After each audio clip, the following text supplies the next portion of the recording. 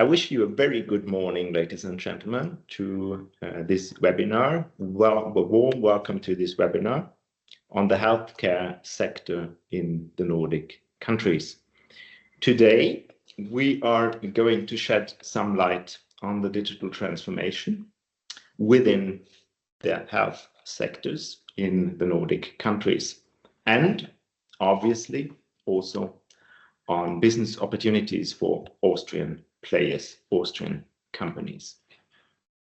My colleagues, Tuli Hansen, Silke Dau, Eike Simons from the offices in Finland, Denmark, and Norway are joining me today, as this is a Nordic co-production. My name is Joachim Völke. I'm working as a market consultant in the Swedish office of Advantage Austria here in Stockholm. And I'm very happy to moderate this webinar session today, which is recorded as a live webinar. So please bear with us if there might be any technical encounters which could happen despite the very intense preparation that has gone into designing this webinar. You will have the possibility to ask questions in the chat. And after each and every speaker, we will do a short Q&A session. After the webinar, we make also available the slides you see during the webinar presentations and send them via email to each and every one of you. Before we move forward with industry knowledge, and I know you want to rather listen to our speakers than to me, I would anyways like to say a few words about our setup of Advantage Austria Nordics here. Advantage Austria is, as you know, the trade promotion and internationalization agency for Austrian companies. And through our offices, you see here in Stockholm, in Helsinki, in Copenhagen, and in Oslo, we offer international business consulting services and trade promotion for Austrian companies. And yes, we do also cover Iceland. In today's webinar session, we will give you a concise overview of the healthcare systems in those countries, except Iceland, with specific practical examples that show how digitalization or digital transformation is changing care and structures. But we will also, as mentioned before, highlight business opportunities and impetus this might bring to Austrian companies. In the agenda ahead of us, which is quite tense, we are going to listen to 5 Nordic experts. Peter Julius will be first, and he is a founding partner of Public Intelligence, a health and care tech consultancy. Public Intelligence has what I would call double-sided business design. One side is about assisting Danish municipalities and hospitals to do better and cheaper healthcare services. And the other side is about using that unique knowledge to test state-of-the-art technologies from leading tech companies from all over the world. Public Intelligence has a base in Denmark and in Japan, and has been in business since 2007. So Peter has a long range of experience that he's gonna share with us now. And without further ado, I would like to hand over to Peter now for the next about 10 minutes. Please, Peter, share. Yeah, thank you. I see you sharing your slides already. Please, Peter. The floor is yours. Thank you very much. Can you confirm that you hear me? Yes, we hear you perfectly. It's such a pleasure, and thank you to you guys for organizing this, because it's it's an honor to actually be sort of first point of contact to companies coming up from Austria to do business. And I only have around 10 minutes, so I'll be fast and I'll try to cover as much ground as possible. So if there is anything, you can just ask me now or after my speech or later, actually. But my main message is come do business in Denmark. We could be your gateway into the Nordic countries. So if you're sitting in Austria in a company and thinking, where should we go to next? I would suggest you come to Denmark as entering Norway. We are a private company, even though that our name is Public Intelligence. So that's the first kind of thing. We have also been in business since 2007, which means that we are quite commercial when it comes to assisting both the public sector in Denmark, in other countries as well, and then of course in Japan, but also from different countries all over Europe, actually. So we have been talking, today's keywords is feel free to ask about anything. Please do ask all the questions you have. If you have any concern or consideration about Denmark, Danish culture, Danish business environment, just let us know. I'm going to talk a little bit about how Denmark is in trouble. Like the rest of the world, there's a unique chance now for entering the healthcare sector with technology, because we really need it. And also in Denmark, we have developed different types of platform that Austrian companies can come use. So that will sort of be my main topics. And the short version on Denmark is that it's very similar to the other Nordic countries. We have 98 municipalities. We have 6 million inhabitants. So we are what we call a small country when it comes to the world. But we are definitely, as a leading sort of digital transformation, and have been doing that since 72, actually, where we introduced our first identity number. Municipalities are our main customers, and also where all modern healthcare is going to be sort of developed is within the municipalities. So they're responsible for a lot of things.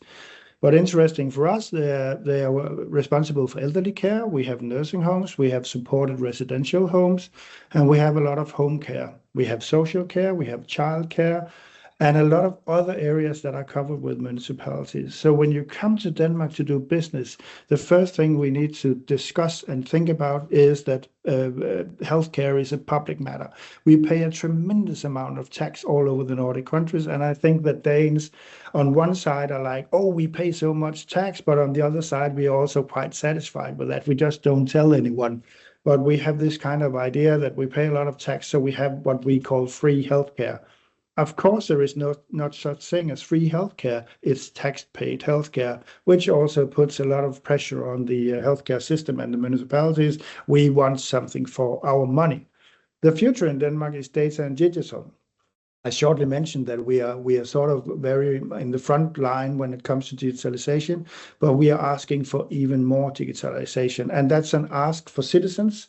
Besides being a businessman, I'm also a citizen, and if the public sector sort of develops a new service without tech, I'm like, what? I expect more tech, I expect more data, I expect more prevention based on data, and I want it because I know that there is high quality connected to that. But some of the trends that we're looking at right now is care at home. Everything is sort of pushed into people's home, which means that prevention, rehabilitation is sort of the game changer right now, and even hospitalization at home. You know, the most dangerous place you can be when you're ill, that's the hospital, and the best place you can be is at home. So how do we use the home as sort of the anchor stone or the stepping stone in towards modern care? We also have rehabilitation at home that comes to physical rehabilitation, but also mental and cognitive rehabilitation. We have a digital first, technology first strategy. So when we build new services, we tend to try to do digital first. So we sort of take the physical ones later on. We work extremely on care on distance, delivering services on distance. And of course, we have a holistic integrated care model that takes an offspring in citizens or patients, depending on what it is. But this is a quote that I have stolen from one of my friends in the municipality. He's head of health in a municipality. And he says this, okay, the earthquake has happened. Now we are waiting for the tsunami. And that's because you sort of sometimes have an ideal version of healthcare in the Nordics, that they're beautiful and everything is functioning, but we are really in trouble. You know, we miss 1/3 of our employees right now. So we are short on staff, and this is going to have a tremendously impact on our quality today and tomorrow. So we are really sort of, eager to find technology that can create more capacity. I know that many will be talking about cost and saving money, but actually we're trying to shift that conversation in Denmark for a cost-cutting service to a more capacity building and expanding kind of service. We discuss this. We see that the future is about 3 different P's. It's if a service offers the possibility for more personalized service, a more predictive service, and a more preventive service, it's probably better. And that's because we want to have an individual service palette for me and for everyone else. We need to have an individual approach on me in order to make, my healthcare situation be good and I can have a long and healthy life while I feel connected to anyone. And we know that with data and with technology, that's a possibility. So you go from what we have today is one shoe size fits all to actually have a very personalized care service when we look a very few years ahead. So that's sort of the idea. Okay, we have to talk about quality. And the reason we want to talk about quality is when we do innovation or transformation with technology, everyone is sort of expecting it to be a lesser service, a lesser quality service. But that's not the fact. The fact is we need to make quality with technology on at least 3 different angles. One is the organization, and we tend to start with the organization. So how can a municipality gain from using your technology? So the why and the sort of USP that you're promising needs to be on the organizational level. Then you turn to the users and then you discuss what kind of quality can they expect and how would quality look like from their perspective using your technology. And the third, but not the least, employees. What kind of problems do they get solved? Are they having more time? Can they put down the pace a little bit because they're running extremely fast? And if you have a technology or a service that can deliver quality on these 3 angles, then please come to Denmark, because that's the kind of technology we are looking for. So take the 3 P's, take this quality triangle and consider, do we have a match that fits that? Then let's go to Denmark or the other Nordic countries. We also have a sort of a developed living lab approach. It's a combination of a lab and the living side. So it's what we call a social laboratory. And many municipalities in Denmark are sort of looking for how to do innovation. And in that approach, where they open up, they need a methodology. This is just one example of the methodology.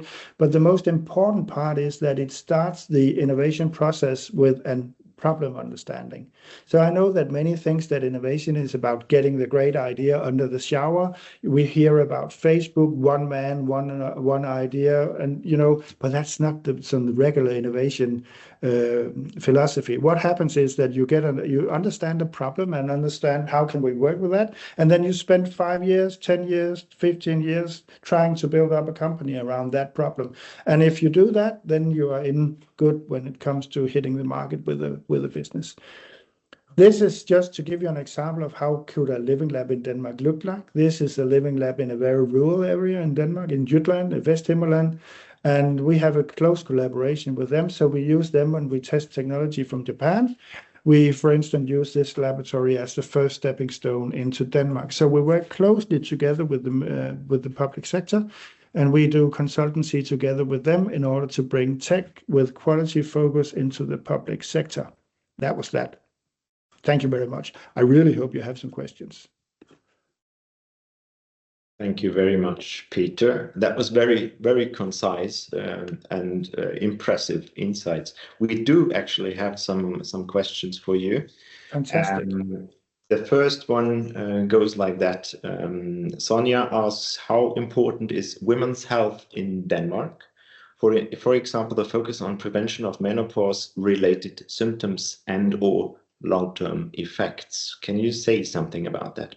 Yes, I think that's it's a growing topic. It's already a big topic, but it's a growing topic. And the reason for it being a growing topic is that we missed it research-wise for many, many years.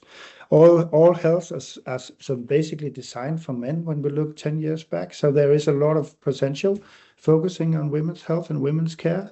So if you have technologies or ideas around that topic, I would say it's a growing topic. And it's also a topic that can sort of have a huge impact on how care can be delivered and performed, and it will be thought of with very high positivism from Denmark. I'm quite convinced. Maybe we have three questions actually. I jump to the third one first because David is wondering how important is the topic of medication non-adherence in Denmark? Are there concrete examples tackling these problems? As a medication is one of the areas where there has been going most tech into. You know, that was one of the first areas when we started working in 2007. It was around medication administration.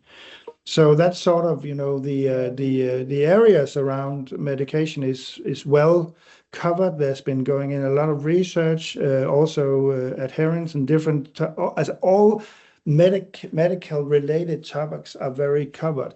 But it also means that even though there is high competition, there is also a high market understanding. So that means if you come with a technology within the medical area, medication dispensing, medication thinking, or having new concepts in that sort of field, the market will listen, and they are ready to use money in that field because that's where the cost of care is extremely, almost abusive high. So that's still a topic where there is ground for new technology, and maybe some of the old ones are putting a little bit under pressure if newcomers could come and be competing in this field. So please come with that. Excellent. And then maybe to round up this first part with Peter, if there might be any questions later on, then you will be available and reachable, I suppose, via email. Yes. Or we can also forward possible requests to you. Yes, please maybe do so. Just to round up this first session, as I said, concrete examples of home care from the Nordic countries. And this is also framed as for the Nordic countries. Maybe you have one concrete example from Denmark, and then we might be able to take this question on to the other Nordic countries as well. Of course. So one concrete example of technology and home care, that's a question. Yes. Yes, I would bring in two different things. One is very old, 3 or 4 years old in Denmark, which will be like safety calls on distance, or actually everything on distance. Some of the municipalities have created what we call e-districts, and the e-districts is like having an extra organized district towards home care. And everything that is related to delivering care on distance is organized through that e-district. And that sounds like boring because it's a screen, it's a little bit of censoring, and then it's a nurse or a social assistant, social worker, or whatever you put in the other end. And it sounds old-fashioned and traditional, but it's actually the infrastructure you need to deliver future care in homes.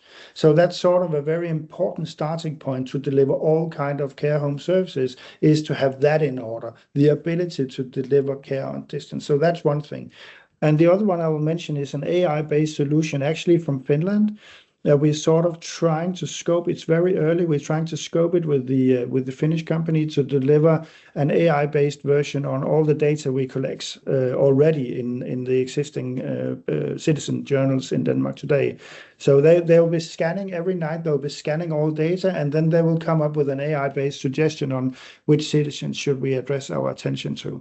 So that's sort of adding an extra layer of intelligence on the data we already collect in so huge numbers in Denmark. So that's two different things. One very late, one very early, but we'll get both done. So if you have tech that goes directly into home care and can be part of that suite of services in the care home, home care concept, jump in a car, get your technology up here, and let's discuss how we do it.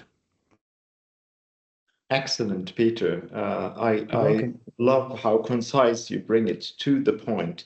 I also think it's really, what we take with us is also that slide where you said the future care will be personalized, predictive and preventive, and it has to be like that, and it has to involve more tech to be more human. So, but as I understood you before we started this webinar, someone else is also asking to get a share of your knowledge. So we let you leave. Thank you for contributing to this webinar, and we move on with the second speaker who will cover the first part of the Swedish share of this webinar. Nima Jokilakso is a specialist for health and digitalization with decades of experience at the intersection of business and technology. He was previously employed as senior advisor at the TPO Business Finland here in Sweden and at the Finnish innovation fund Sitra, whereas now he works as a project manager at the Swedish medical products agency, Läkemedelsverket, where he coordinates the harmonized implementation of the European Health Data Space, EHDS, that you probably are very much familiar with. And in his speech, Nima will now keep an institutional focus as he works for an institution and touch upon the Nordic principle of trust as well. Please, Nima, the floor is yours. Thank you. And first, just technical question. Can you see my slides? Yes. Excellent.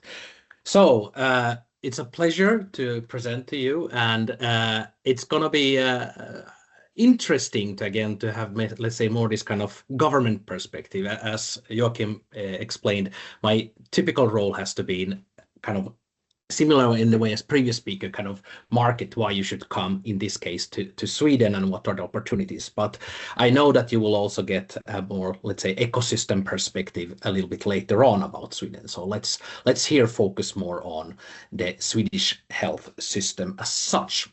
One important thing, I think, always when I start this presentation to any kind of foreign audience is to start with the model of governance, because even though we live in Europe and we have many similarities, we also have many differences, and this is also true also within the Nordics. So a very common thing to kind of understand is the kind of the three levels of government. So, of course, we have the national level, where we have the government, parliament, and about 400 agencies. And then we have the regional level with 21 regions, as you can see in the image, and then on the local level with 290 municipalities. Now, why is this important when we talk about healthcare? Well, it has to do with how these different levels of government are both running their operations, what are their roles, but also how are they, let's say, financing those different parts. So if we look at the Swedish healthcare system, it of course bears a high similarity to the decentralized model that we have on the systems level as a whole. And then it's important to remember that if you look at the national level, their concern is mainly on the policy, which is kind of what I'm doing right now, setting up the foundations, the regulatory aspects, and there the Ministry of Health, together with 8 different agencies that are working in the healthcare, their role is to kind of set the framework. But healthcare as such, and this is important, that is the responsibility of the regions, so those 21 regions.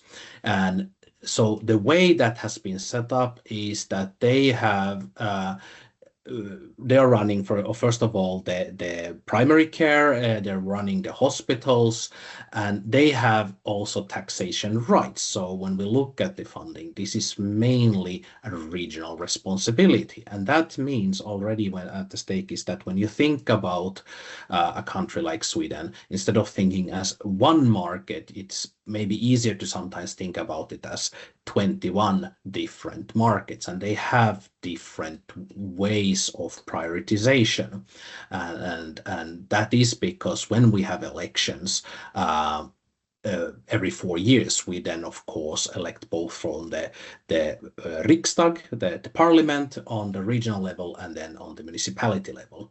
So these are all politically colored organizations.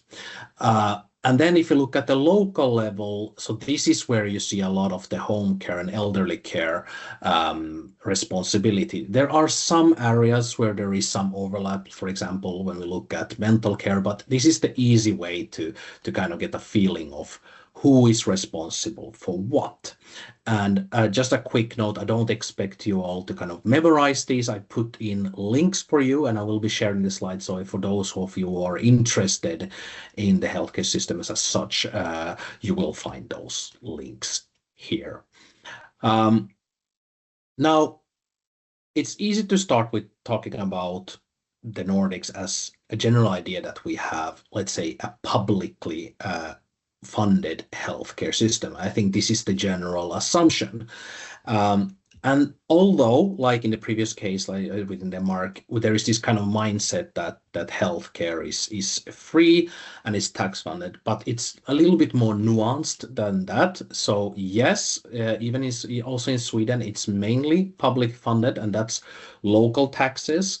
However, they do get, the regions and the municipalities do get some additional funding, additional contributions, both from general and specific grants from the central government. A lot of focus has been on reducing the queues because we do also, like all the other Nordic countries, have a demographic problem with a growing elderly population, while the number of people in working age is not growing in the same way. And this means, of course, that it puts a heavy burden on the healthcare and elderly care and all public services, essentially. So there is typically support that also coming from the central government. It's also important to remember that the private funding is low. There is about 13% is out-of-pocket spending, but that is mostly for pharmaceuticals, dental care, and other outpatient care. There are typically some minor fees that you pay when you make a visit, but in the big whole picture, it's still very low. We also do see an increase of people who have private healthcare insurances, and the trend, of course, there is growth, but it's still to be remembered that this is generally something that is very limited in Sweden. So when we look at the operators, I mean the healthcare providers, they are mainly publicly funded. However, that doesn't mean that all healthcare is public operated. Even though the public sector still is the major provider, there are many private providers in Sweden, especially since we had the freedom of choice of primary care providers and the freedom of establishment. So this has been existent at least since 2010. So this is typical what is called here about lagen om valfrihetssystem, LOV. And that essentially made the sector boom with lots of companies. There are more than 50,000 companies active in the health and welfare sector. However, most are very small companies. A lot of them are female-led small companies. But there are also some larger companies, some larger healthcare providers. And these 10 of the biggest companies, they essentially have 1/3 of the market share. So those bigger ones, they are the dominating actors. So that's also important to understand when you're looking at the system as such. Also important to know, although there is this freedom, essentially a lot of these private properties operate mainly in large cities. Stockholm, for example, is one such place where you see a lot of private healthcare providers. If you are selling or in any way in interest of collaborating with the hospitals, that should also be mentioned that most of the hospitals are public, and they are the ones mainly providing the acute and advanced care. There are some private hospitals, but again, they are definitely the minority here. So in Sweden, a very common model, for example, in the big cities is publicly funded, privately operated. And private, as we sometimes call it, is still very low. One thing that comes into mind, and I've done this, before I started working for Finland, I was part of Team Sweden and presenting the Swedish system, is that we have a long tradition in the Nordics, but especially in Sweden, of collecting data and church books going, for example, records going back to the Middle Ages. So there's a long tradition of good governance, collecting data, And we were really early in Sweden with using EHR, electronic healthcare records. So that digitalization was started very early on. We've had high ambitions from, again, very early on being the leader in digitalization. For example, there was in 2015 Vision E-Health 2025 that we should be not just a leader, but the world leader in utilizing digitalization in healthcare. And one thing that we also tend to lift up is the quality registers, both the national ones, but also the disease-specific national quality registers, which are about 100. And there's also lots of biobanks. However, as this you can see in the text, a lot of these are fragmented. That's also something that has been quite typical for Sweden, that we lack these kind of centralized systems. There are lots of initiatives trying to support users of data, but also in any way kind of simplifying this and navigating this kind of, let's say, a jungle of different places where data is stored. But it should be mentioned here that although we have come very far, and I would say a bit maybe of the irony was that in 2015, 10 years ago, we were already in the front. There has been, I would say, the last 10 years has been an area where we have been kind of lagging. So, and partly that is the legacy of, the legacy has been a burden. But also, as was mentioned yesterday, I was at the Ministry of Health and Social Affairs, the model of governance, this decentralized model, it hasn't really been adapted to the fast pace that we have seen in digitalization, and also in particular because of the European Union, that now we could almost say that instead of 3 levels of governance, we have 4 levels of governance. And this has really created some barriers for interoperability within the country, but also when it comes to between countries. So here, on the other hand, there are big differences in the Nordics, while countries like Finland, for example, are much more EHDS ready. And in Sweden, it's even hard for healthcare professionals to get access to the data between regions. So a patient A is needing of healthcare in a separate region, or also within the same region, because a lot of this data is fragmented. And access is generally something that is a big complaint. But as mentioned, I already said a word about the European Union. This is something that is going to force Sweden to get better interoperability, because this is one of those things that has been lagging. It's going to force us to have more standardized and nomenclature. But we have to remember that the European strategy is connected for the data strategy. So there the idea is about global competitiveness and data sovereignty. And creating this kind of common European health data space is a way for the European Union, as the Commission has thought, to build new innovative solutions in Europe, so that we also have, so the patients and healthcare providers also have access to those European solutions. Now, why saying this is that EHDS is seen in Sweden, the European health data space, is seen as a tool for the national digital infrastructure. This is something that has been discussed for years, and this is definitely the kind of way, the approach that this is seen in Sweden, is that we see this European level as a way to fixing our own national issues with interoperability. And you can see this in the image that I added. The central part here that I want you to kind of point is this is kind of a view of the ecosystem, how the national digital infrastructure is connected to other things. And you can see that the national digital infrastructure is put in the center, and EHDS and other European countries are kind of in the periphery. And I think this is a very good illustration of how this is seen in Sweden, is that we want to make a huge leap forward in improving our digital infrastructure, and EHDS is just one tool. It's not the end goal. It's seen as a catalyst, and there's a hope, of course, that through EHDS, we will have better national steering and updated legislation for health data. And this on itself will lead both to improved interoperability, better care, and research and development and innovation investments in these areas. And in the end, what we really want to achieve in Sweden is to have a living ecosystem. We have a huge life science sector. I'm not going to get too much into it because I know the next speaker is going to, but Sweden has traditionally been a strong life science nation, and our healthcare system has also been quick in adopting new innovative solutions. And here, if we have had maybe, let's say, 10 lost years in some way, you could express it, now we're really moving forward quickly and trying to re-establish ourselves in the new context.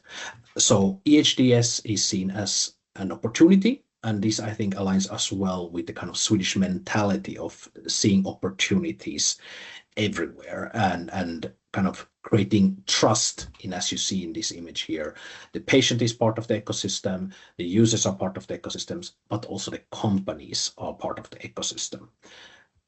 And just a final word about the Swedish Medical Products Agency.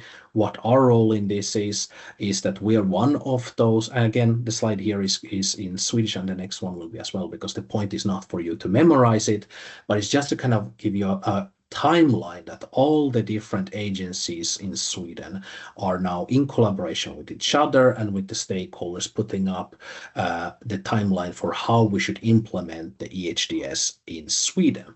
And our role here is to be the market control agency, to surveil that the companies and the healthcare providers are making the right implementation regarding interoperability components and login components.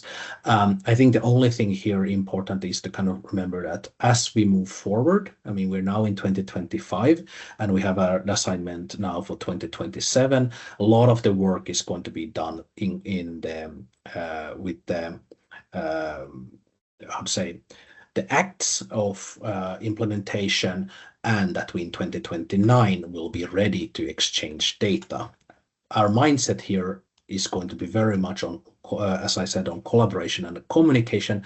And that's why, again, this is a slide in Swedish. But the point here is not to go into the details, but it's to see that together with the other agencies who are responsible, and you can see their logos in the bottom, we're setting up a joint communication material for both the healthcare providers, but also the economic stakeholders, the companies, on what do they need to have in mind when they make these changes to be EHDS ready.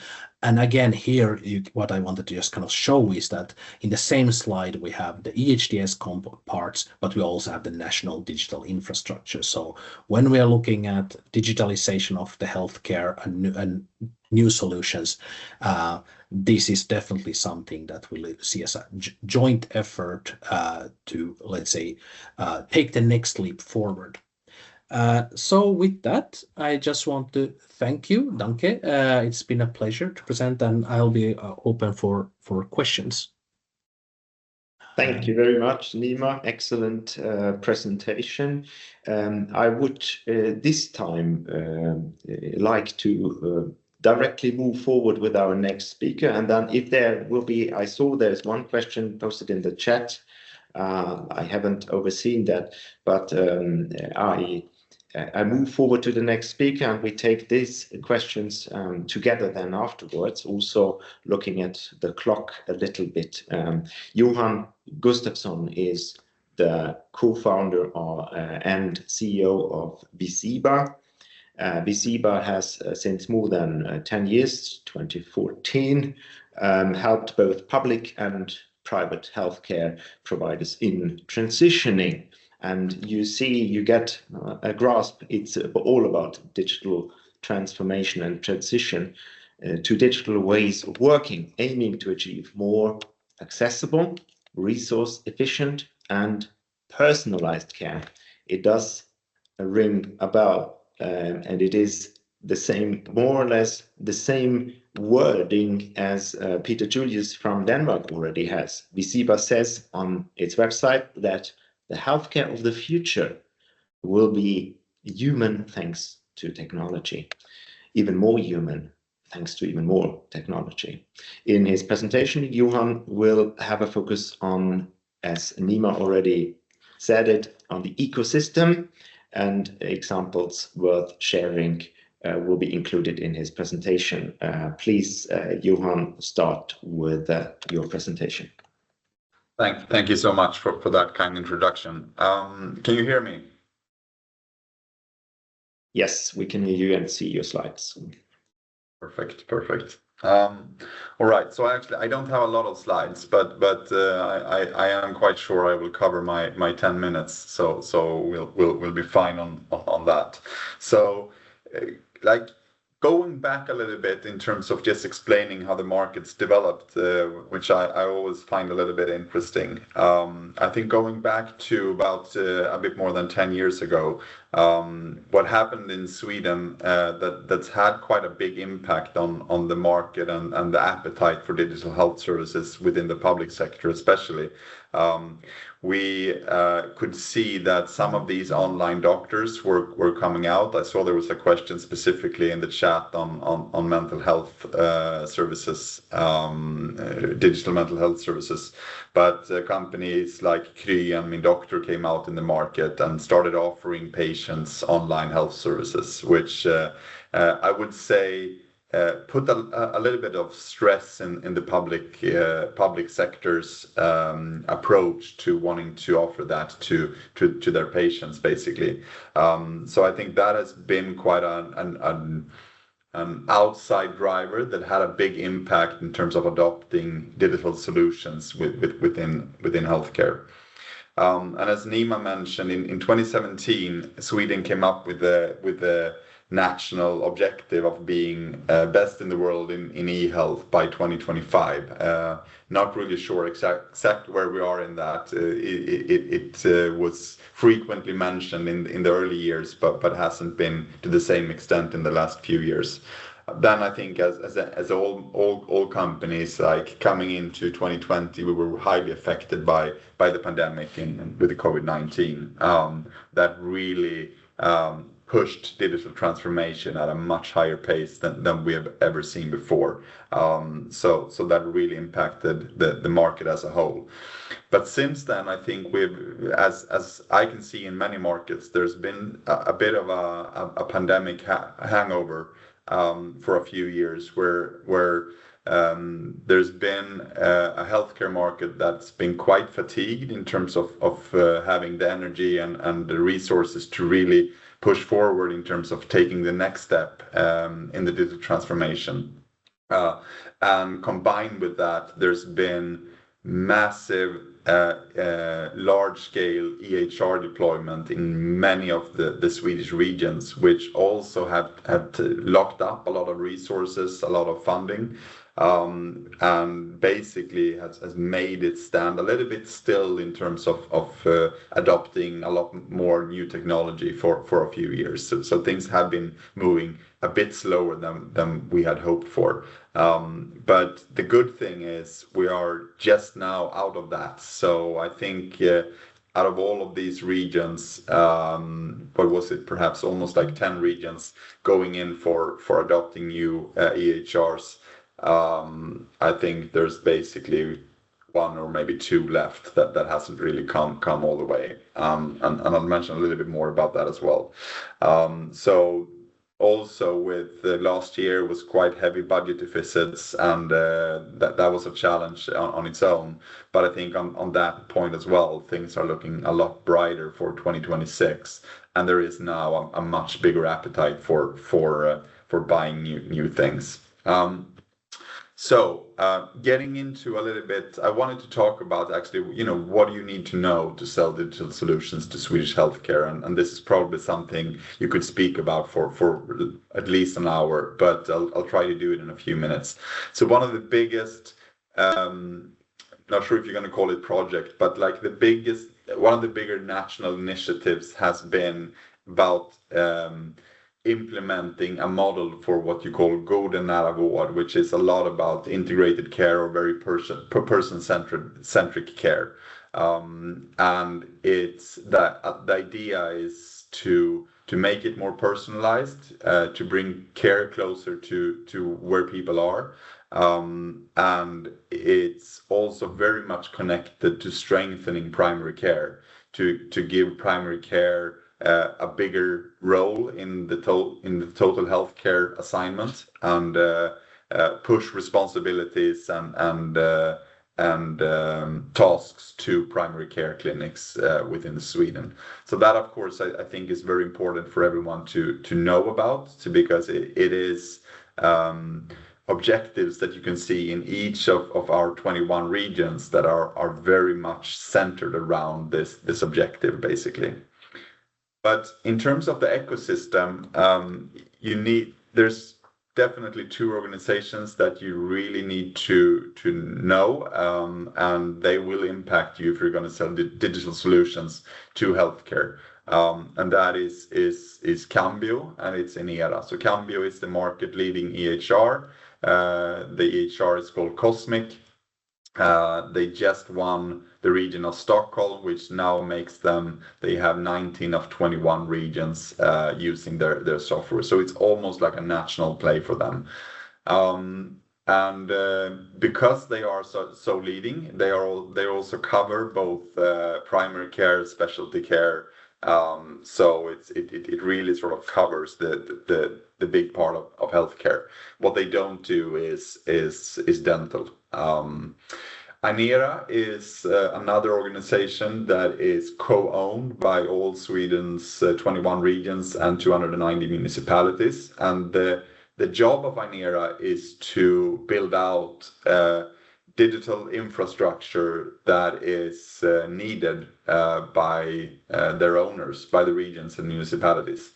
So that can be everything from phone switches to integration frameworks that connects all the kind of systems. They are also the responsible for 1177.se, which is the national, you could call it like the national patient portal, where information is gathered and you can schedule appointments and find information and contact info to your healthcare provider and so forth. So there's a lot of stuff going on with 1177. If you then would talk about kind of you're coming in here, and I just mentioned a few, but you look at the kind of ecosystem of digital tools that are trying to access this market of the 21 regions and the 290 municipalities, you will in most cases come in contact with Cambio to one extent, and Inera to another one. So Inera, definitely, if you have anything that would be patient facing. So if you have kind of solutions that would be patient facing, in many cases you would be asked to integrate towards the integration framework for Inera, to make that accessible through 1177. If you have anything that connects to the kind of workflow of healthcare professionals, you would be asked to integrate towards Cambio to make it a seamless workflow with a solution for healthcare professionals. That's typically how it plays out. So there will be like all these kind of touch points, and you will put a lot of focus on making integrations work. So that is I think just wanting to say that in terms of kind of understanding the kind of players you need to interact with. Now, I know I don't have a lot of time, but very briefly, as you know, Sweden being within the EU, we are under the MDR. That's an important thing. If you're going to sell solutions, you need to be MDR certified if that is required by your kind of solution. Neem has already mentioned the EHDS, which I think is definitely something that's up and coming. And in general, there's an expectancy from the public healthcare and the customers in Sweden that you have a high level of regulatory compliance. So you need to be well prepared for that. If you're going to sell, obviously in the end game, it tends to be always the law of public procurement, which is highly adopted in Sweden. if you want to sell like a direct solution, you can do that up to 700,000 Swedish SEK, which is the level for making like a direct procurement that doesn't need to go out to public procurement. If you want to bypass that there and you have a license-based software, you can do that. There are some ways of approaching that, where a lot of regions are working with one framework called ADDA, where you basically can sell license-based software without going out in public procurement through a partner. So there's a few ways to sort of adopt that. And I do think my 10 minutes is up, but I think I covered probably most of what I needed to give the overview of what you need to sell. Thank you, Johan. And I'm pretty sure we all would like to listen more than 10 minutes to what you have to say. And as you said in the very beginning of your presentation, you could talk at least an hour about what you need to know about the system, but that was a very, very good overview, I think.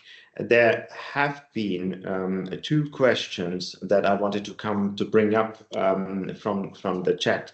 And Nima was so kind to already answer one in the chat. That's very efficient. The very efficient Finnish approach, I have to say. But there was, as I tried to fake this digital healthcare service in the very beginning of this webinar session, there was one question touching upon this topic. So Tina was asking, I would be interested in digital mental health services in the Nordics. And I think, Johan, you have seen that question already. But I leave it up to you guys who is going to give a short answer to that one. And the other question is where you were with the last slide, just Johan, and maybe you could elaborate a little bit on how easy or difficult is it in Sweden to get partnerships and pilot projects, especially in the home care sector and from a small company perspective. Maybe one question each. I can start with the first one, and Nima can probably fill in if that's needed. But you could see there are some like pure healthcare providers that only work online. So you have, for example, a company called Mindler that delivers mental health services online. They do that outside of Sweden as well, but they have reached quite significant scale. But we can also see companies like Kry, for example, delivering similar kind of mental health service as well, purely online. But I would also say for us, coming from the kind of market where we deliver virtual care platforms to the public healthcare, we deliver that to a lot of psychologists working within primary care, within specialty care, where the kind of deployment of using digital tools to do that is well adopted, I would say. Would you like to add something, Nima? Yeah, just a comment. I think that was a great answer.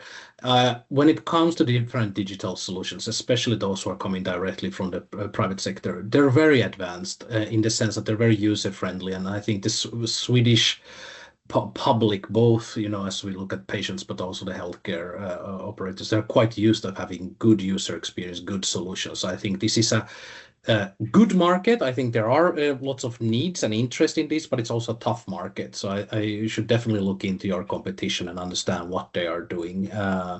But yeah, and regarding the other point here regarding how easy it is to get pilot, I would say relatively easy. I know there's a lot of complaints, but generally there is a big interest in trying out new stuff. The harder thing often comes when it comes to scaling up. I've had so many companies who are kind of get to enter the Swedish market. They get pilots, maybe also some customers, but scaling, I would say, is sometimes a bigger challenge. I don't know if you agree with me on this one, but I think I'll stop there. it's a long game. So definitely getting pilots in. You can probably find a lot of early adopters and innovators outside in both the public and private side of the market that are eager to try out new technology and see what kind of value it can bring. Getting that to large scale deployments, of course, that is a long game, and there's a way to do it, but you have to be in it for the long run. Excellent. Gentlemen, I think we leave it there because we have to speed up a little bit. We are some minutes late already, but I would like to hand over now to Leena Soininen, who is the Chief Medical Officer and Business Director of Digital Services at Digi Finland Oy. Leena has been in this role for the last 5 years.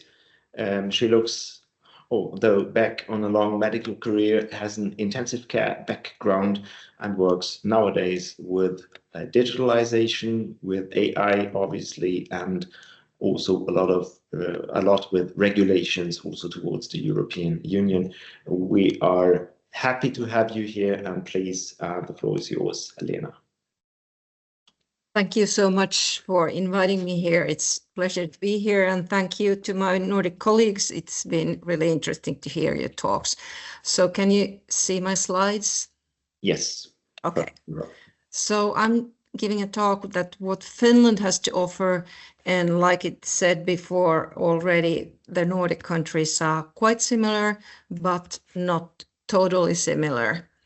Finland is, if not counting Iceland, Finland is the smallest Nordic countries, about 5.6 million inhabitants, and there's a big variety in population density. Northern Finland is less populated, and the southern Finland is most populated, and these distances within the country gives space for different kind of digital and remote solutions for the healthcare also.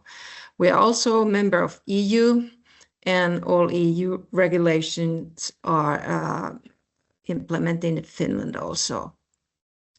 Like in other Nordic countries, also the life expectancy is increasing in Finland, and there's a declining pool of healthcare professionals. So there's also room for different kind of solutions because there's not enough workers, especially in the social care and home care.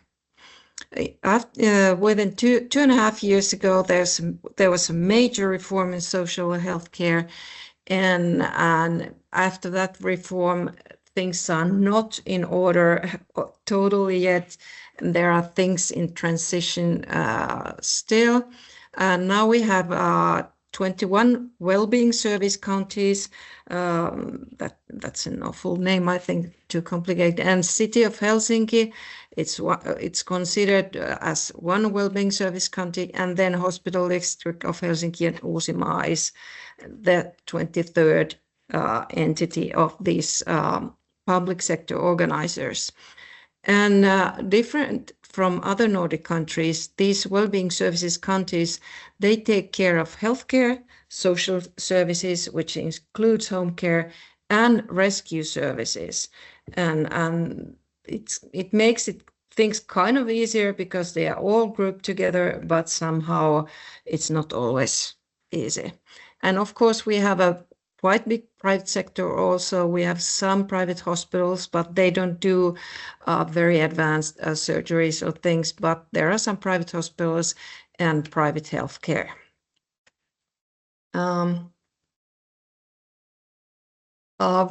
Finland ranks among the global leaders in digital capabilities, and in the European Union's DISA index, Finland is the most digital capable country in Europe.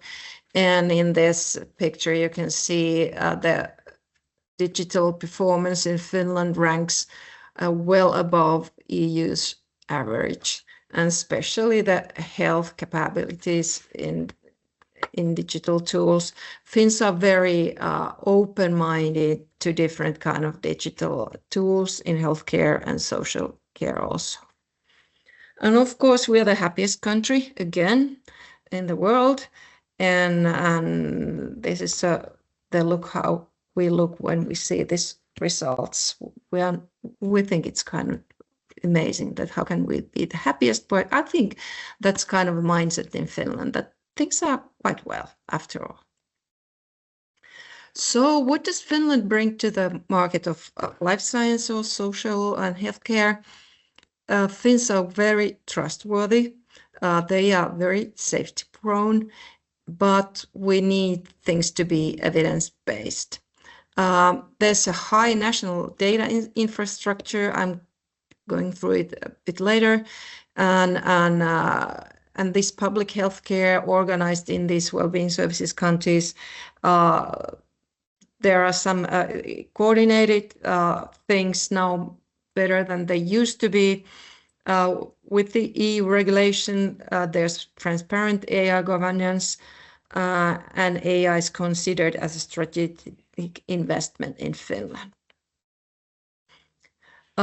In the key actors behind Finland's digital health transformation is the public sector leadership, like in Sweden also.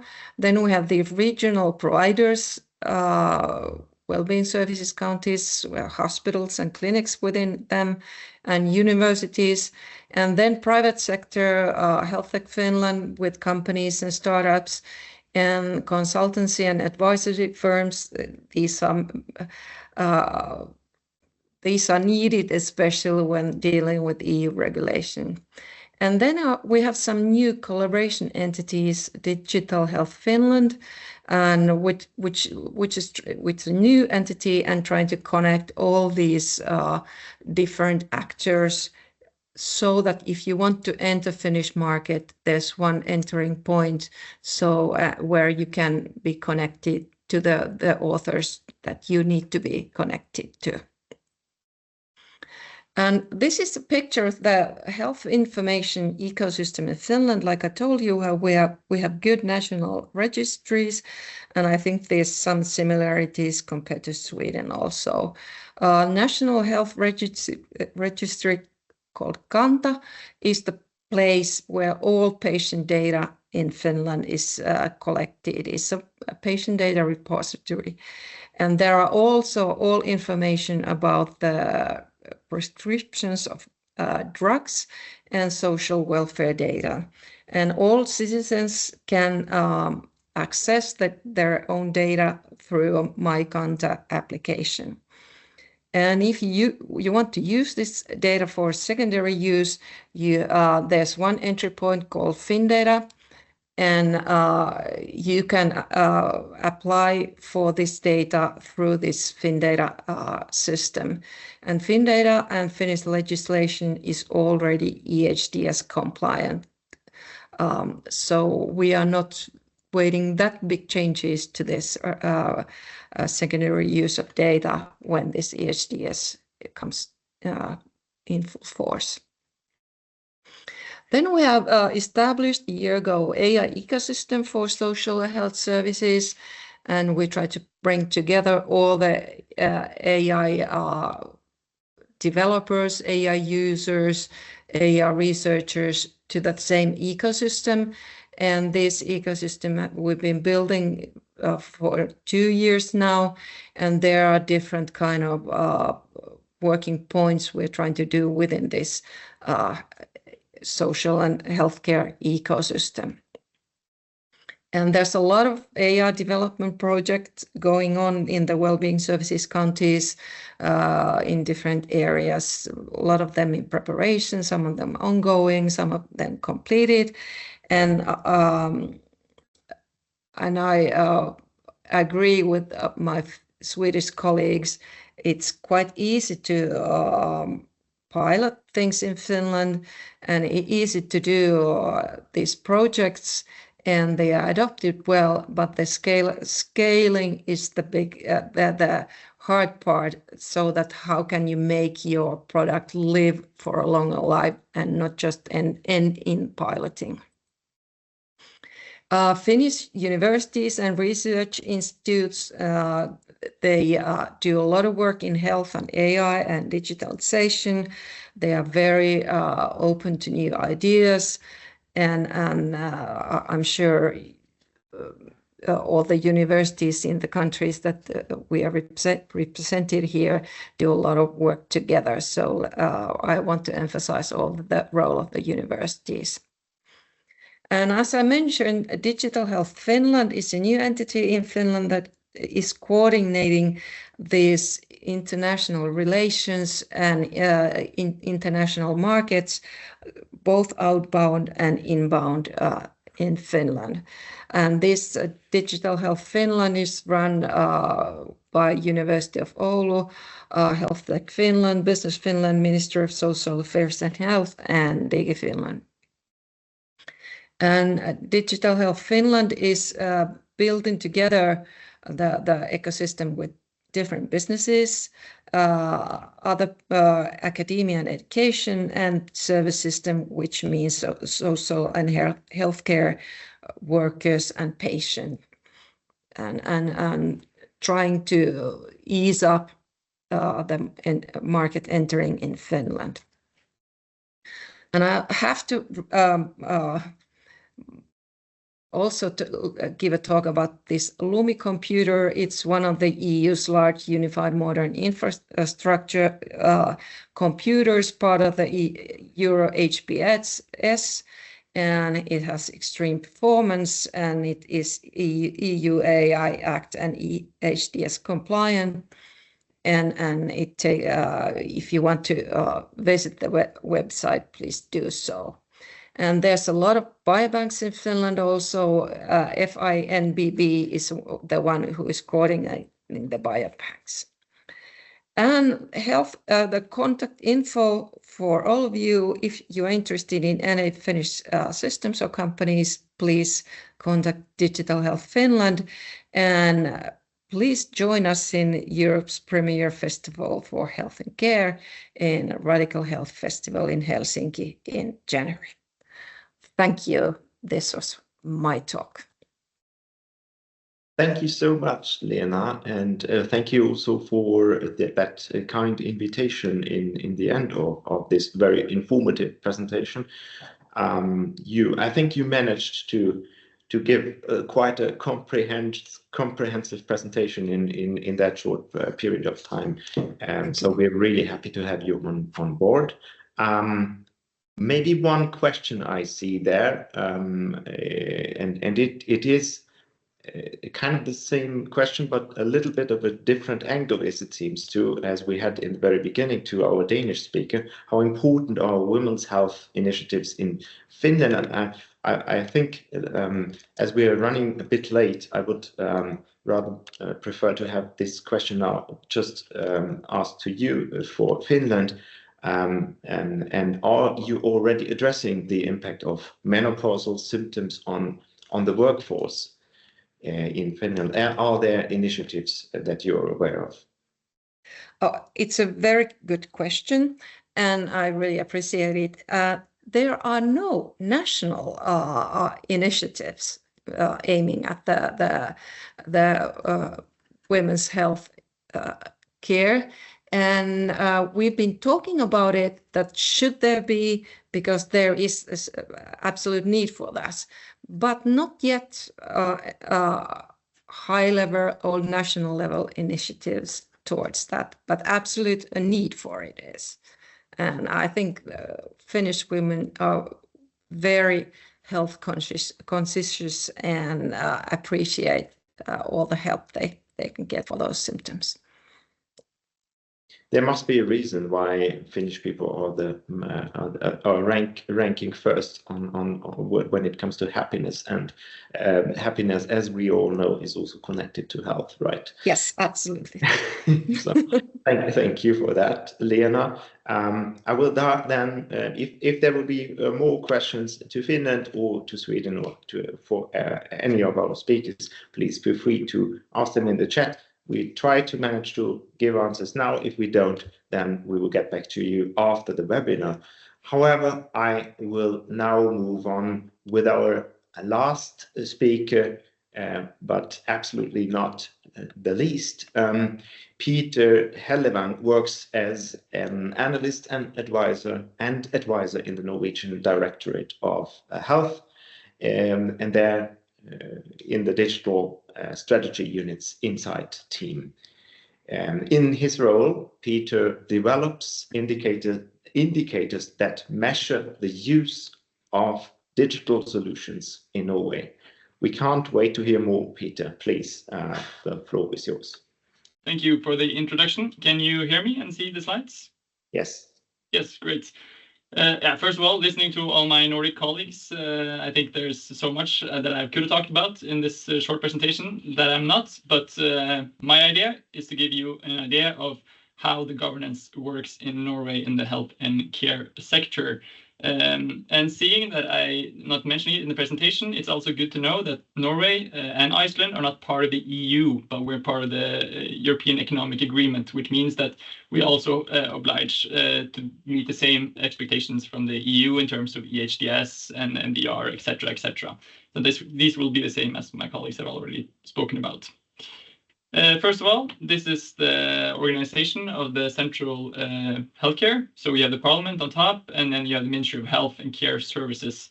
I work in the Directorate of Health, which is the regulatory authority, and we are part of regulating, ensuring that the market functions as intended. A very important actor to know about in Norway is Norsk Helsenett. They're the national IT provider, similar to Inera in Sweden. And you have FHI, the Norwegian Institute of Public Health, which have the responsibility to manage the health registries. And my Swedish colleague mentioned that they have very good health data. I would also like to say that Norway has had a good history of collecting data and have a very rich data bank. On this side, you also see the Ministry of Digitalization, who are responsible for the national digitalization strategy. When it comes to specialist care, you have the 4 regional health authorities that are semi-autonomous, that have a direct link to the Ministry of Health, and they themselves have their own IT departments that provide IT support and coordinate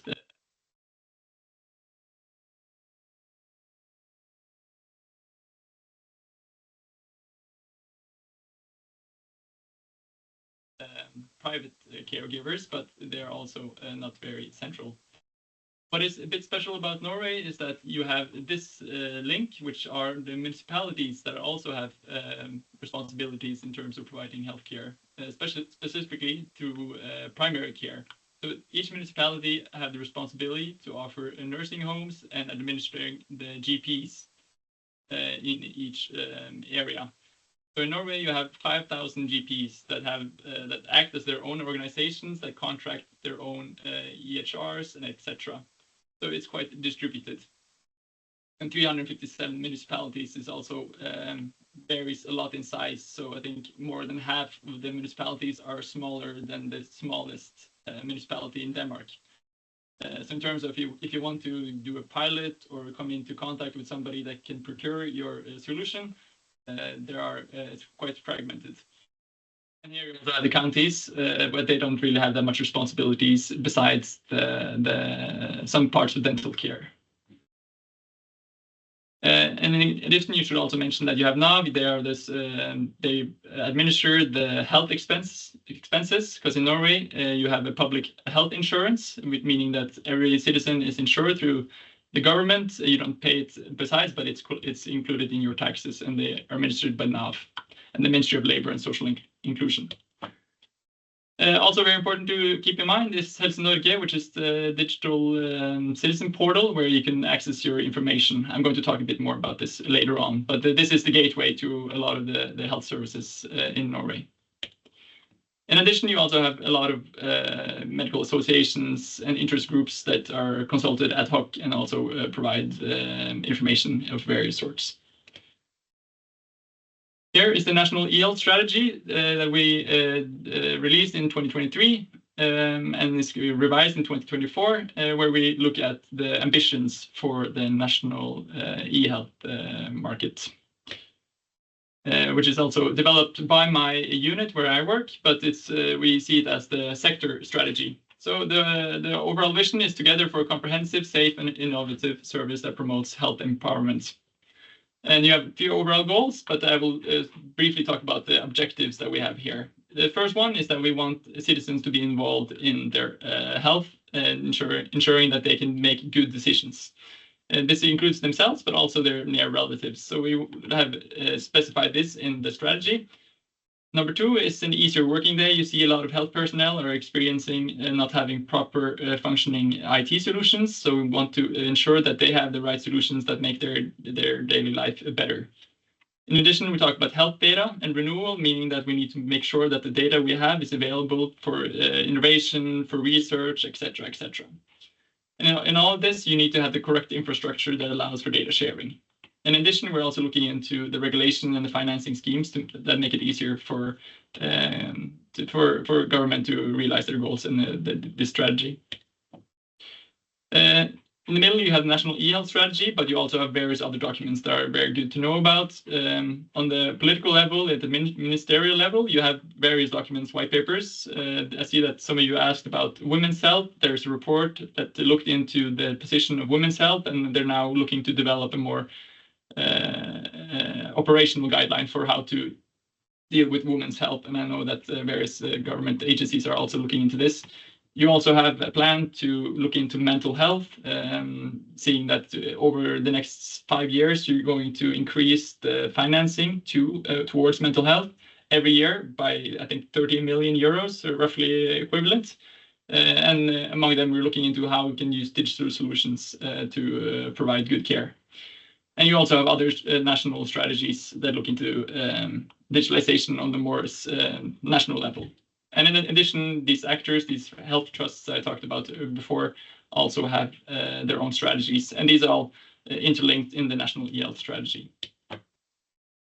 In terms of national solutions that we're working on right now, this is a Norwegian slide, but you have the patient's test results that are almost going live. It's available in most of the health regions already, so the citizens can now access their test results from the lab through the Helse Norge portal. We're also looking at the patient's journal documents, which is going to be available. It's already available in 3 out of the 4 health regions, so that from different hospitals, you can access the health record from the patients in the hospitals. You also have critical information that you can put into your health journal, and you're also looking into the patient's e-prescription list. We already have e-prescriptions fully implemented, but this is a closed loop, fully integrated with live updates. And then here further, you have some other solutions that are also in the pipeline. As I mentioned, we have the National Health Portal, which they also have in the other Nordic countries. Part of my responsibility is making a report where I compare the metrics for these different portals. I'm looking at Helse Norge here, and you see a big spike in the pandemic. That's because you had to go through the portal to see your COVID certificates. But what is interesting is that while there was a small decline, it's also going up again. So in 2024, I think we had 130 million visits in the National Health Portal, which is a lot. It's 16 per person. So you really see that the amount of services that are offered in the portal is expanding all the time. And we're looking into how we can develop this by also including apps, etc. In the future. So what drives traffic through the portal is messages. You also have medication lists, appointments, etc. Patient journal. So more and more information is becoming available as citizens use it more. The last slide I have of interesting things is we do a mapping of how big are the IT costs among these different actors.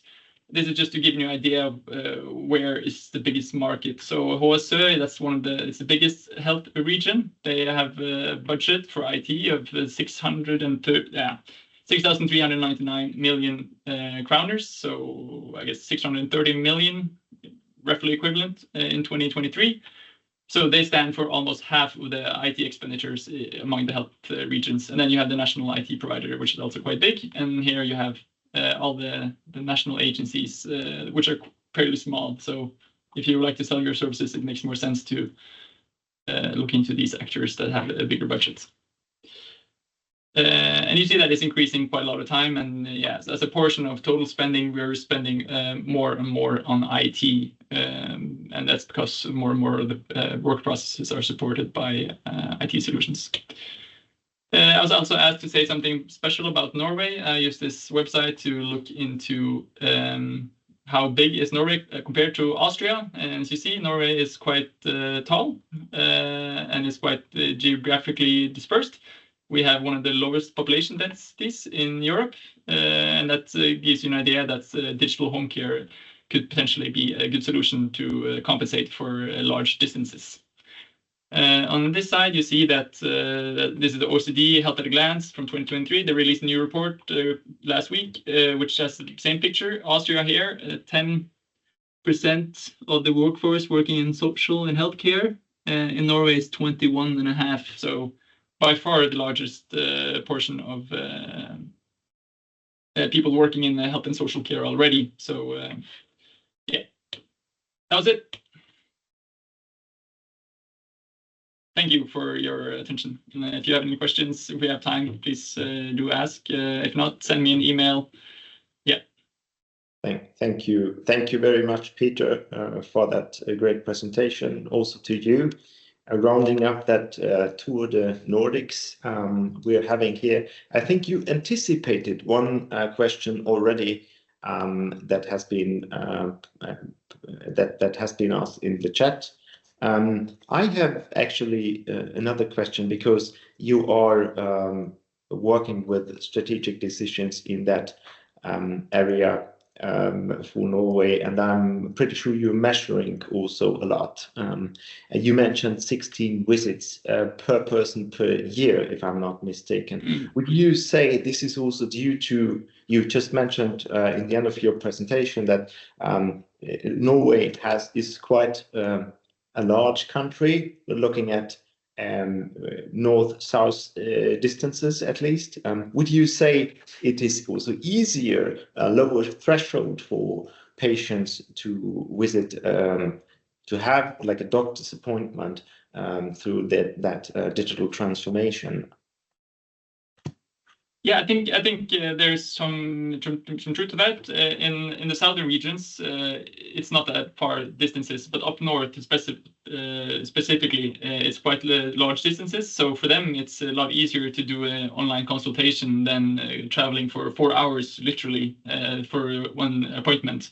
So in those areas, the gains from digital home care or digital dialogue or consultation is much higher than in the central areas.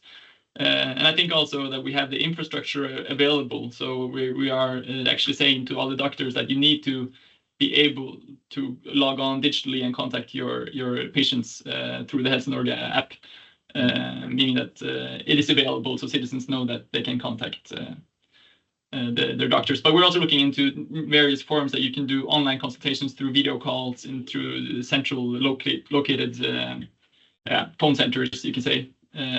So you can then do all your consultations, and then we're trying to develop these solutions. And then in the future, you also look into AI and how that can contribute to providing good care and advice to the patients. Okay, great. Peter, maybe one last question with and asking you for a possibly quick reply on that one, because we had that beforehand. Concrete examples of home care in the Nordic countries. I'm sure there are some concrete examples. Maybe you can mention one for Norway as well. Yeah, so that has to do with how it's organized in Norway, that it's the municipalities that offer a lot of the home care. So in Ullern, there is a region that have tried out digital home care, and we did a report that was published last week. I can share it in the link here, perhaps, where you can look into how that developed and how they integrated across various service providers. And I think if you want to go into digital home care in Norway, you need to talk to the municipalities. We have 357 of them. Contact them, tell them that you have a solution that could work for them, and then you can see what they can do. Maybe they can do a project with you. I will share the link. That's perfect. Yes, please do so. Thank you once again, Peter, for being with us and sharing your experience from the Norwegian perspective. I would now ask my colleagues and the remaining speakers, because some of our speakers were forced to leave the call, but please switch on your camera now for my final famous last words, because this already brings us to an end. And I would like to take this opportunity to thank all our speakers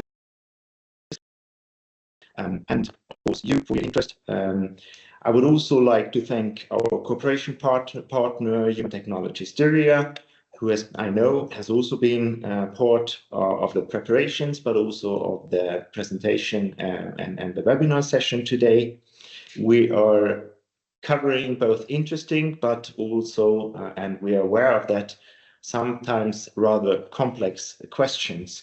And 90 minutes are simply not enough. So we could go on for another 90, but then, yeah, we do that in a series. We said this is the webinar of today is part of a webinar series that will be continued in spring 2026. If you are interested in specific questions and topics, we need to raise them, please let us know. We would be happy to welcome you again then. And if you have any questions for our speakers of today's webinar session, please feel free to contact us or them directly. If you have questions about our markets in general, we also cover other sectors and industries, obviously. This, ladies and gentlemen, concludes our presentation for today, and together with my colleagues from the neighboring countries, I would like to say goodbye.